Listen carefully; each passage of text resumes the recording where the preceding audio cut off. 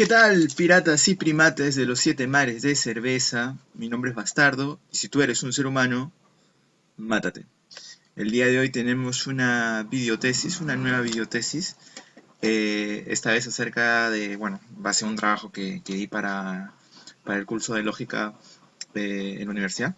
Es una especie de trabajo acerca del lógico y escritor Lewis Carroll, ¿no? Entonces empezamos, ¿no? Bueno, ahí lo vemos en pantalla. Lewis Carroll no era su nombre real, en realidad. Se llamaba Charles Ludwig Dodgson.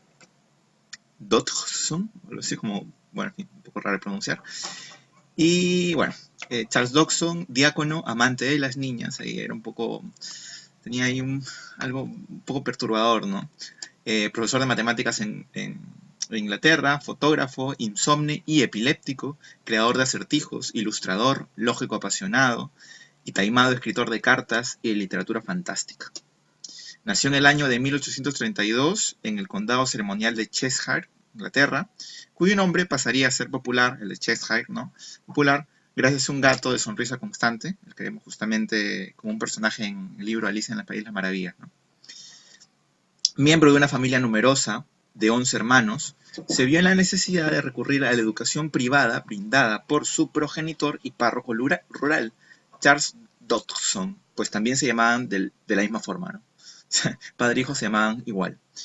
Eh, Siendo el resultante que heredara de su padre el gusto por las matemáticas y por la religión. Bastante peculiar ese tipo de mezcla, ¿no? Entre religión y matemáticas.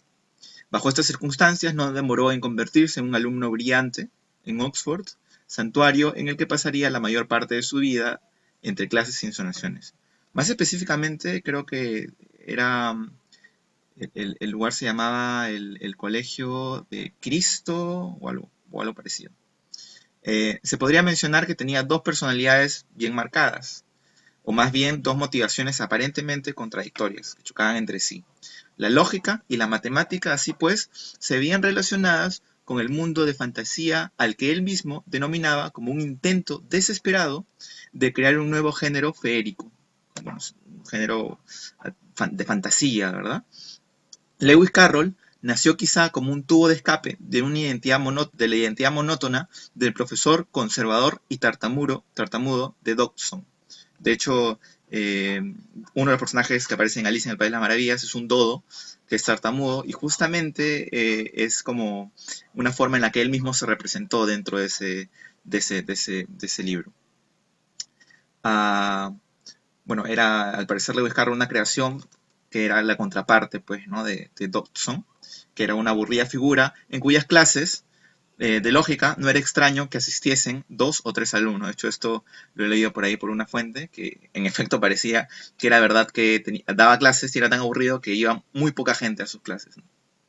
Lewis Carroll era el seudónimo con el que produjo sus obras más descabelladas como Alicia en el País de las Maravillas, Cielo y Bruno o La Casa del Snark, reservando su nombre real para producciones más bien académicas.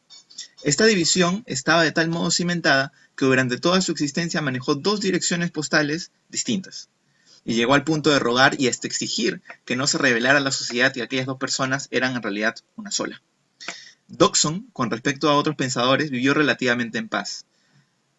De hecho, eh, es bastante curioso porque sí, como el mismo Bertrand Russell reconoce, eh, Lewis Carroll aporta mucho a la lógica y a la matemática, pero es bastante difícil encontrar cierto tipo de vínculo, al menos vínculo escrito, ¿no? Correspondencia, etcétera, con otros pensadores de su época. Es bastante difícil. De hecho, básicamente su correspondencia la limita a la que efectúa, a, o sea, las cartas que manda a las niñas, ¿no?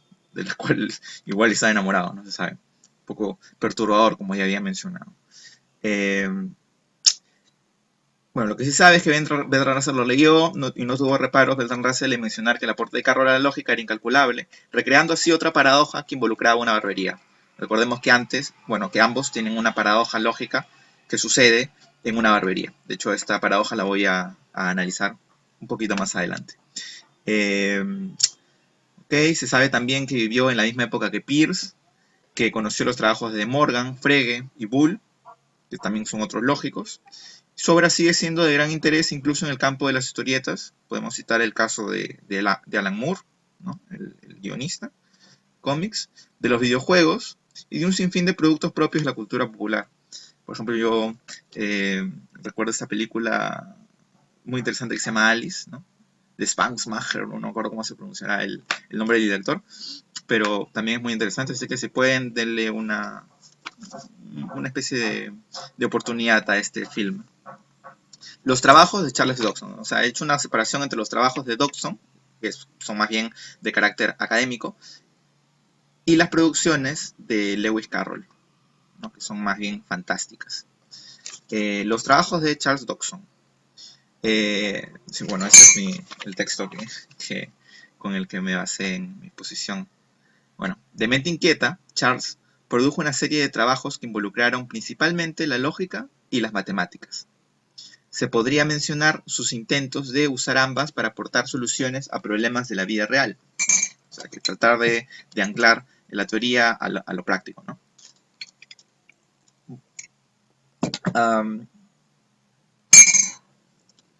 Es así que propuso desde una manera coherente y justa de elección democrática, en un método de computar los votos sobre más de 2 cuestiones a votar, hasta una novedosa forma de organizar los partidos de tenis en un campeonato. En torneos de tenis, el verdadero método para asignar premios junto con la falacia del método actual. De hecho, más adelante piensan a darle relevancia a este estudio, ¿no? Para hacer los torneos un poco más justos. Dentro del campo más vinculado a la pura teoría, encontramos que en 1867 publica un tratado elemental sobre determinantes que versó sobre la condensación de determinantes para facilitar su cálculo. Esta obra no fue bien recibida debido al estilo duro y casi torpe de Carroll a este respecto. Un año después vuelve a intentar su suerte con el quinto libro de Euclides tratado algebraicamente y Euclides y sus modernos rivales, donde defendía al autor, Euclides, frente a los nuevos materiales didácticos propuestos, que trataban de relegarlo. Cabe mencionar que si bien la publicación se hace medianamente famosa, termina por hacerse obsoleta al perder Charles la discusión contra otros expertos en la materia. No es hasta 1887 donde publica la obra que le ganaría más prestigio en el campo de la lógica y de las matemáticas, The Game of Logic. Este texto se puede encontrar además en la traducción de año, titulado El juego de la lógica, 1972, que incluye otros trabajos como Symbolic Logic, de 1896, Logical Paradox, de 1894, y ¿Qué le dijo la tortuga a Aquiles?, de 1894.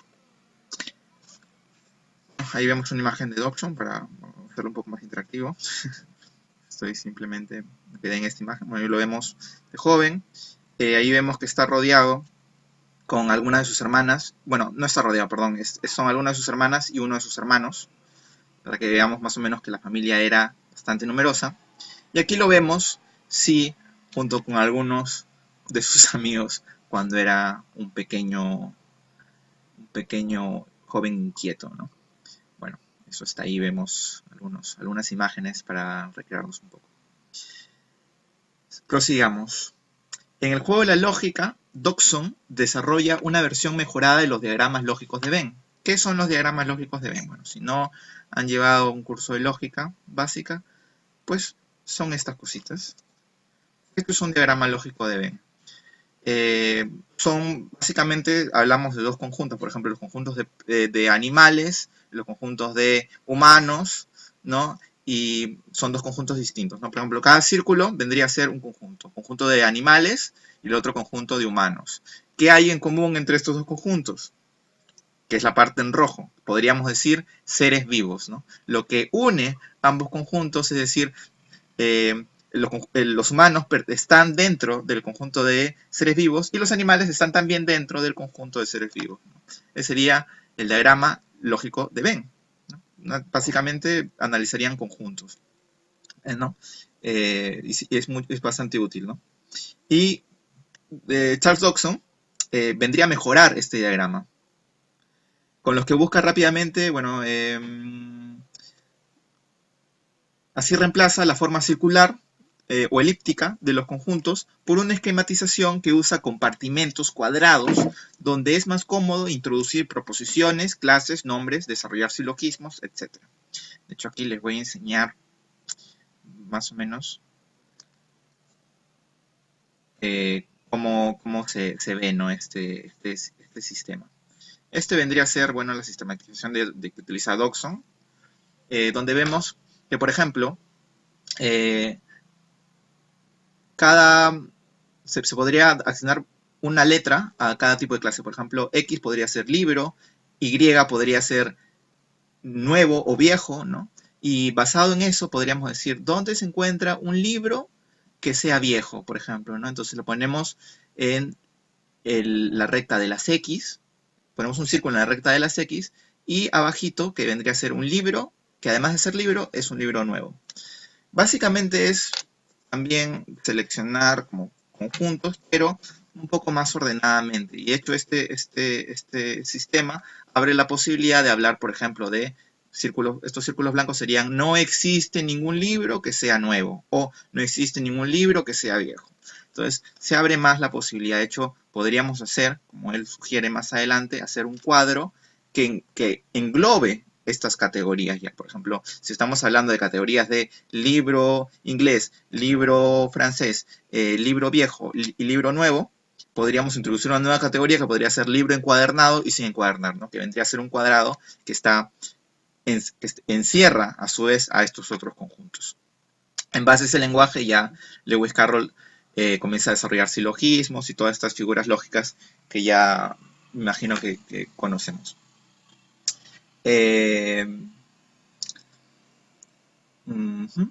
Charles escribió, esto es un dato bastante curioso, escribió este libro, El juego de la lógica, para niños. O sea, el primer libro, este libro, El juego de la lógica, se divide a su vez en varios libros o capítulos.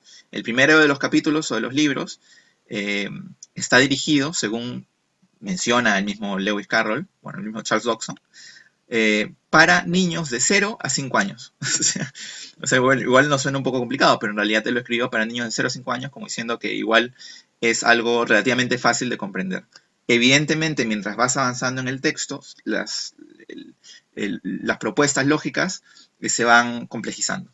Pero digamos que el primer capítulo es sumamente introductorio y es una forma que tuvo Charles Dodson de introducir el gusto por la lógica en los más pequeños. Plantea, además, luego, una paradoja que ya había dicho que le iba a desarrollar con más precisión. Plantea la paradoja de la barbería. La barbería. Vemos una barbería. Que también inspiraría la que formuló, como ya había mencionado, a la de Bertrand Russell, ¿no? Que también sería la paradoja del barbero. Bueno, esta paradoja brinda un caso hipotético en el que la aceptación lógica de una premisa da como resultado una conclusión que implica aceptar que ocurrirán a la vez dos sucesos contradictorios sucediendo al mismo tiempo, ¿no? Eso es una contradicción total, ¿no? Es una paradoja. La paradoja se desarrolla de la siguiente manera. A ver. Dos tíos de Charles, porque él se incluye dentro del relato, ¿no? Y incluye los dos personajes principales, que son, bueno, dos personajes principales que son sus tíos. Dos tíos de Charles deciden ir a la barbería, que está abierta, por lo que uno de los tíos, comienza a desear que se encuentre uno de los barberos, uno de los tres barberos en específico, que son Allen, Brown y Carr. En este caso, ese tío quiere que esté Carr, que es su barbero favorito. A partir de aquí, los dos tíos, que disfrutaban mucho pues, de estos juegos lógicos, se enfrascan en una discusión sobre las posibilidades de demostrar lógicamente cuál de los barberos va a estar en la barbería. O sea, en base a simplemente especulaciones y procesos lógicos, quieren demostrar, incluso sin haber ido, sin estar necesariamente dentro de la barbería, quieren demostrar con quién se van a encontrar dentro. ¿Vale? Se analizan entonces los datos, que son los siguientes. Ninguno de los barberos, puede abandonar su negocio al mismo tiempo. Es un dato. Sabiendo, además, que Allen es muy nervioso y no puede salir sin que lo acompañe Brown. O sea, cuando sale Allen, tiene que salir también con él Brown. Si Carr no estuviese, se cumpliría simultáneamente que si Brown no está, entonces debe quedar al menos Allen, porque la barbería está abierta, ¿no? Y que si Allen está, entonces está Brown, porque el primero no saldría sin el segundo.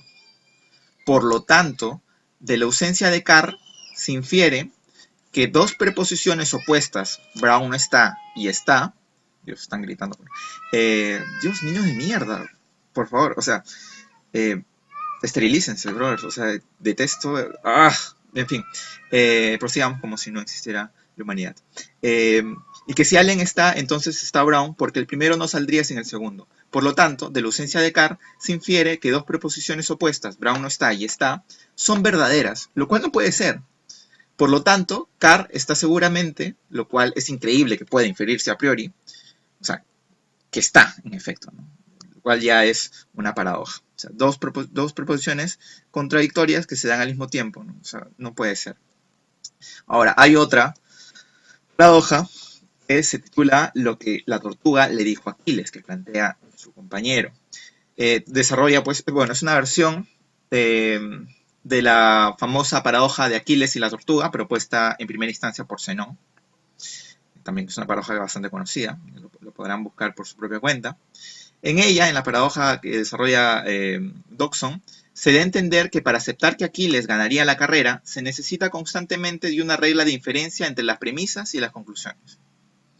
Y una regla de inferencia de la regla de inferencia, y así sucesivamente hasta el infinito. Es decir, bueno, Aquiles se encuentra con la tortuga y la tortuga le dice, yo te puedo demostrar lógicamente de que tú nunca vas a poder pasarme. Y entonces aquí le dice, ¿por qué? ¿No? Entonces, si se da, entonces se procede, ¿no? Si se demuestra que A, entonces B, entonces C, y la tortuga dice, no, porque necesito una regla de inferencia que me haga aceptar ese tipo de resultado, ¿no? Entonces pone una inferencia en el medio. Pero también necesitas a su vez de otra regla de inferencia para validar o aceptar esa regla de inferencia. Entonces así hasta el infinito. Aquí les comienza a tomar notas, montado, está sobre el caparazón de la tortuga. Ahí lo podemos ver, sobre el caparazón de la tortuga, muy gracioso.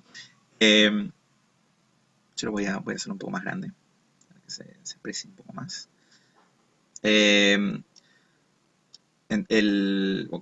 Aquí les comienza a tomar notas montado en el caparazón de la tortuga, siendo que el cuaderno, porque la tortuga le va dictando, ¿no? Cada paso, hasta el infinito. Siendo que el cuaderno queda incluso insuficiente para todos los pasos lógicos que le va dictando su torturador, que sería la tortuga.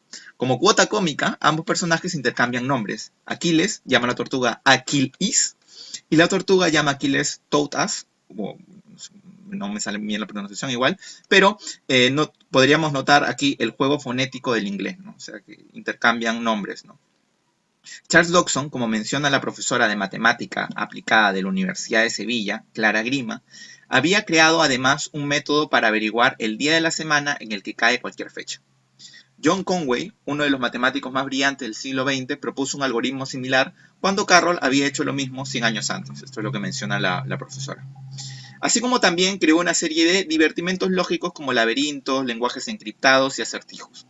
Estos últimos recopilados en el libro Matemática de Mente por el poeta maldito y esquizofrénico, valga el humor negro, Leopoldo María Panero.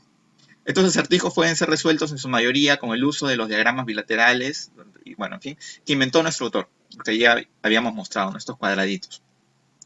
De hecho, y hasta se especula que Dudeney habría inventado el tangram en base a un juego propuesto por Carroll a una de sus infantes amistades. El tangram es esto.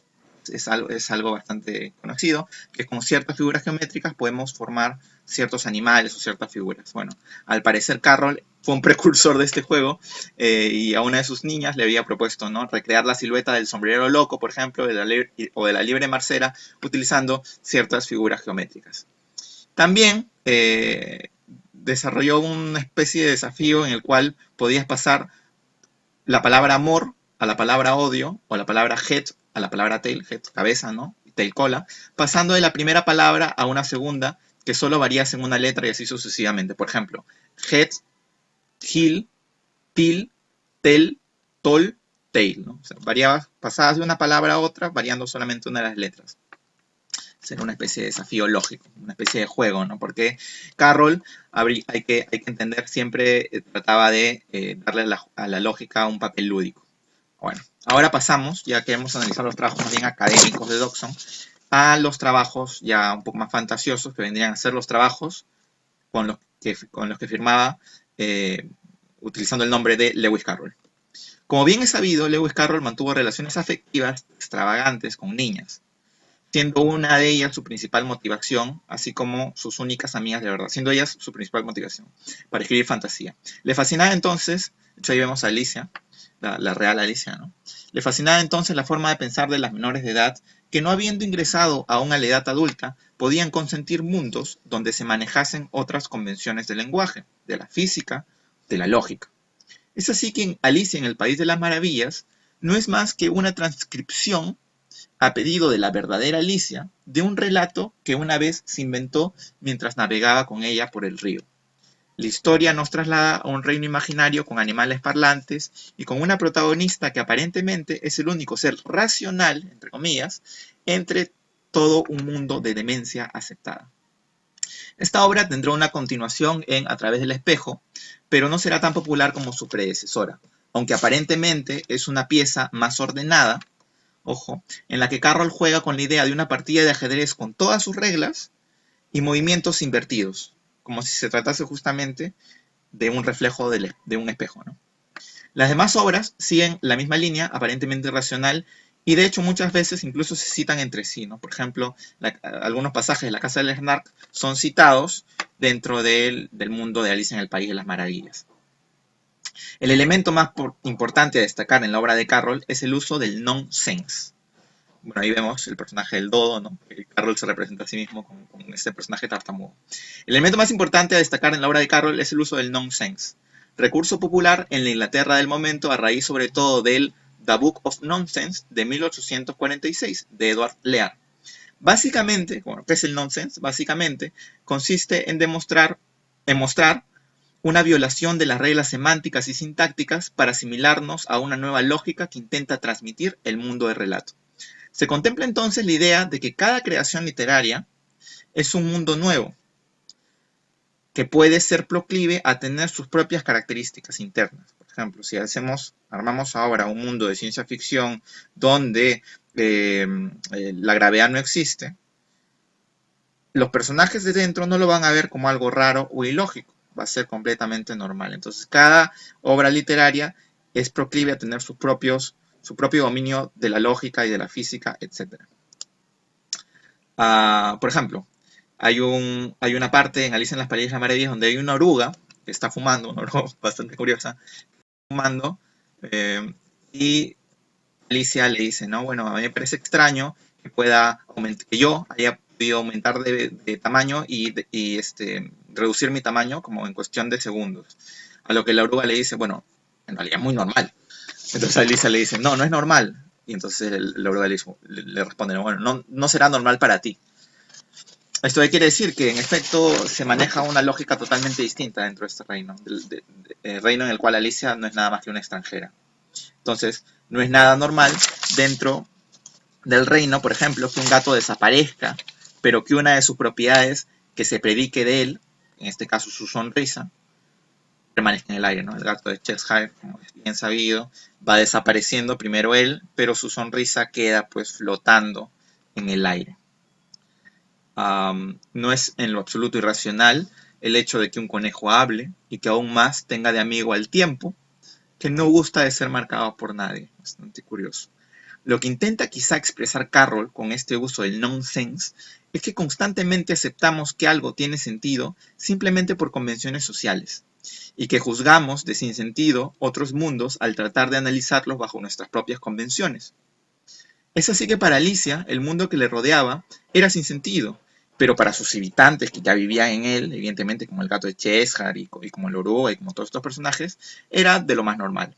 Es así que para Alicia el mundo que le rodea es totalmente ajeno, como al lector podría serle ajeno, hasta que el lector se introduce en el relato y acepta que se mueven otro tipo de reglas dentro. Las palabras mismas, entonces, poseerían un significado por acción de la convención social. por lo que la relación entre ellas y su significado solo residiría en las mentes de los hablantes. Es así emblemático el pasaje de Humpty Dumpty, que dice así, ¿no? Parece que lo resume a la perfección. Cuando uso una palabra, ella significa exactamente lo que quiero que signifique, ni más ni menos. Es decir, que el significado de las palabras es más bien por convención social. Por lo tanto, culturalmente, nosotros podemos percibir algo como absolutamente lógico o algo como irracional o ilógico, simplemente por una cuestión cultural. Ahora, ¿por qué es importante esta reflexión de Carroll? Porque muchas veces pretendemos juzgar de irracionales o de ilógicos a otras personas desde nuestra cultura, es decir, desde nuestras convenciones sociales, lo cual genera sinsentidos, paradojas o situaciones bastante cómicas, como el caso, justamente, de Alicia en el País de las Maravillas. O sea, hay que tener mucho cuidado con eso, hay que ser siempre conscientes de que, por ejemplo, en términos filosóficos, siempre hay que empezar definiendo si el concepto que usamos es el mismo que usa nuestro interlocutor, por ejemplo, porque si no, igual se generan cierto tipo de incomprensión. Habría que mencionar finalmente que estas travesuras infringían, ahí vemos a Humpty Dumpty, infringían el orden establecido a nivel lógico, estaban abocadas a una suerte de terapia de la mente. Esto es muy importante. No es de extrañar que para Carroll los juegos lógicos sirviesen a manera de preparación para la vida misma y no para caer en lamentables falacias. Se construye sobre la noción de una lógica llevada se construye sobre la noción de que una lógica llevada al extremo conduce a una suerte de locura, a absurdos tales como las paradojas que formula en lo que la tortuga le dijo a Aquiles, por ejemplo. Es decir, si nos ponemos a tratar de descifrar todo en términos lógicos, ese tipo de obsesión por desentrañar todo en términos precisos, lógicos, puede llevarnos justamente a la locura o a situaciones cómicas, ¿no? Como él señala en su obra.